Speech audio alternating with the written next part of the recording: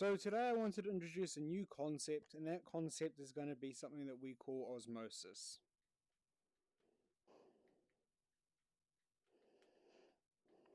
So osmosis is the process where we have water in a high concentration. Remember, concentration is just that there's more of it in this particular space, and we have water in a low concentration. So that means we have less water in another bit of space. So on the left-hand side, I've got a low water concentration. There's more red than there are blue little water molecules. And then on the right-hand side, there's more blue water molecules than there are red particles here. So osmosis is the process where water moves from a high concentration to a low concentration. So in this setup here, where we've got a lot of water on our right hand side and a little amount of water on our left hand side, our water from the right hand side is going to move through this middle region here to our left hand side. Now this little middle region here is what we call a semi-permeable membrane. Basically, it's a layer or a sheet or a divider, something that's separating both the left and the right hand sides. It lets the water particles through. So the water particles are the little ones. So these little ones here. But it doesn't let the big ones through. So it's not going to let the red particles through, but we are going to be able to let the little blue particles through. So what this means is that the red particles are trapped on the side that they start on, and the blue particles the water particles can move freely between the left and the right hand side. So what does this mean? Well, this little water particle here, right here, right? So we'll zoom in on him, right? He can move across here to the other side quite easily, right? So he can pass through this little hole here and very easily pass onto the right hand side. This little particle down here, he can also pass through this little gap here, little gap there, and move over to the left hand side. So our little blue particles can move over to the right, and our little blue particles can move over to the left. Remember, the big ones here, they cannot pass through. They cannot go over to the other side, so they're stuck. So what this means is that our water molecules, these little blue ones here, can pass through our semi-permeable membrane in the middle. They can go both ways, left and right or right and left. They can move very freely, back and forth. So this means that if we've got a whole bunch of these blue water molecules on one side, it means that the rate at which they're going to be moving over to the left-hand side is going to be a lot higher than the ones of the left-hand side moving over to the right-hand side. Because we've got more over here, it means that there's going to be more chance that one of these little guys here is going to go over to the side here. But because there's not so many of these guys on the left hand side, it means that there's a lower chance that these guys are going to come over to the right hand side. So what this means is, in terms of overall flow, right? So the movement or the flow of our water molecules, this means that we're going to have a very, very large amount of water moving this way, right? But only a very small amount of water moving back. So a large amount of the water is going to be moving from the right to the left, and a very small amount of the water is going to be moving from the left to the right. So overall, when we cancel this out here, it means that we've got a net flow, N-E-T-T, basically meaning the resulting flow, right? So the net flow is going to be overall mostly from our right to our left-hand side. So in general, our water is going to be moving from over here this way to our left-hand side. So what implications does this have for our cells? Well, if we have a look at our cells over here, right, we have got, say, your typical plant cell. The black line there will be your cell wall. On the inside, we could have, which color? We'll go for, say, a bit of a yellowy color here, right? We've got our cell membrane. That's the boundary layer of the cell. And we've got all the little organelles and little bits and pieces on the inside, right? So that's all the little bits of cellular machinery, all kind of stuff stuck up in there. might add some chloroplasts for good measure, because we are talking about cells, and we are talking about plant cells.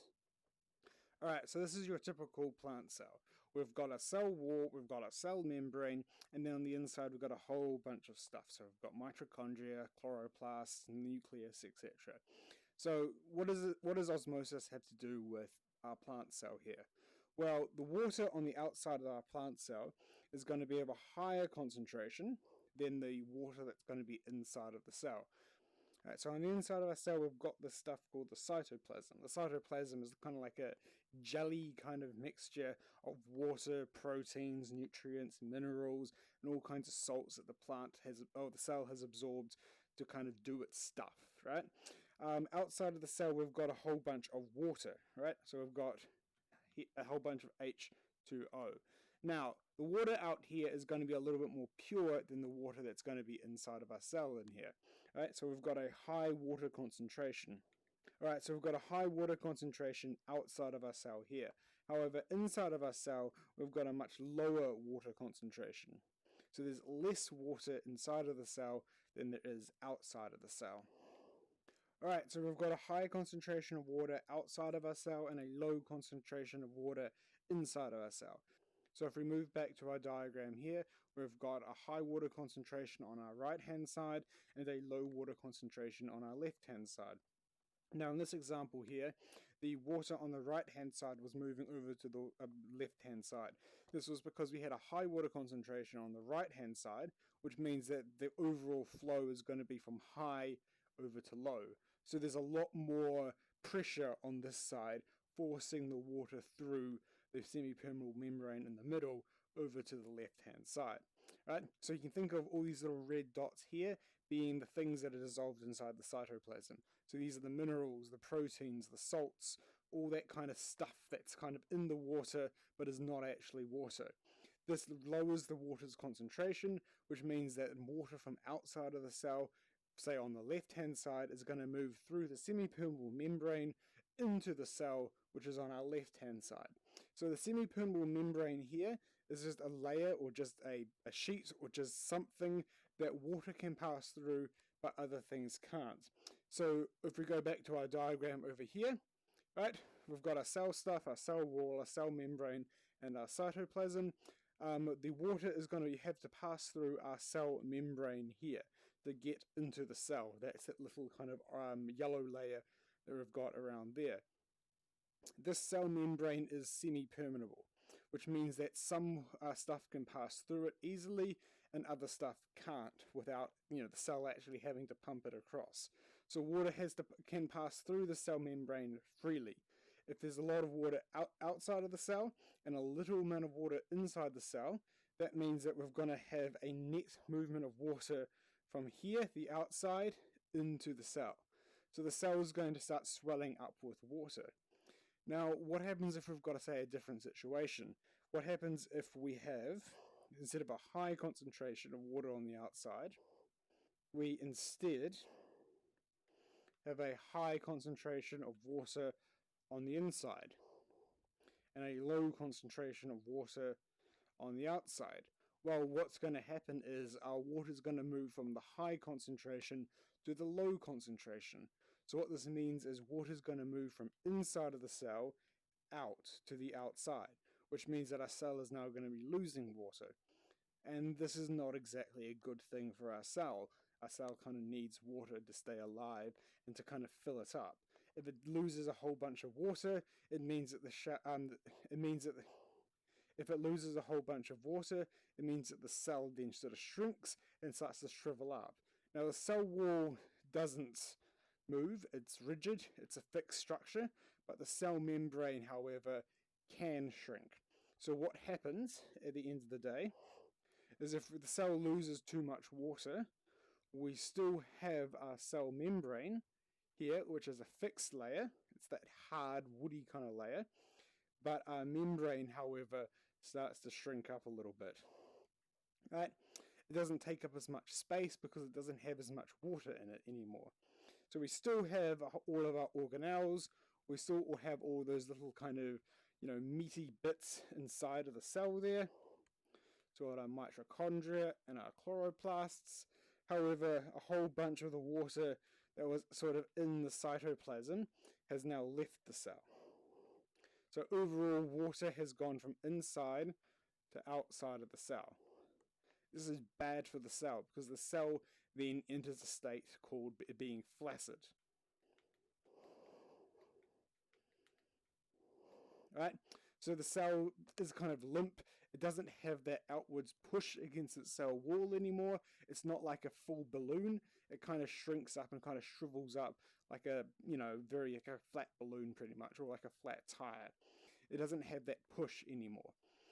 You'll probably see this happening in plants that haven't been watered in a wee while, or if you leave vegetables and fruits in your fridge for too long, they'll start getting a bit wrinkly and kind of shriveled, and the skin gets really, really soft and they're not as crisp anymore.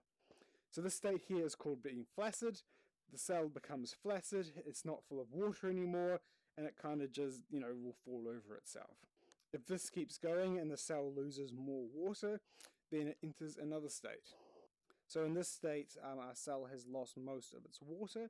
This happens when you put a cell inside a very saline solution, or a solution that has got lots and lots of salt, right?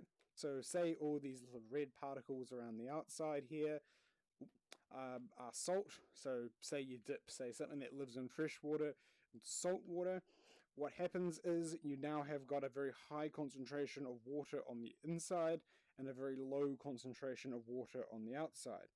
So what happens is most of the water inside of the cell leaves because the cell membrane is permeable, semi-permeable.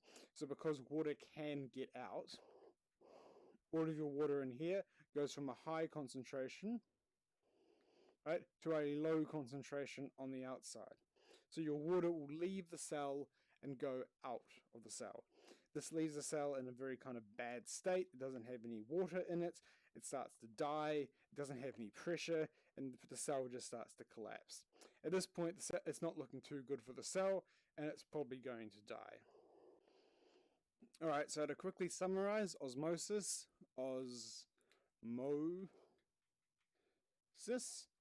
is the movement of water from a high concentration, right, to a low concentration. So a place with lots of water, that water will then move to a place where there's not much water. How do you identify which places have a high concentration and which places have a low concentration of water? Well, places that tend to have a low concentration of water tend to sort of be more salty, and the places with a high concentration of water tend to have less salt. Also, it doesn't have to be just salt, like, table salt that you'll find in your kitchen. This could also be sugar. It could be any other kind of thing that is dissolved in the water.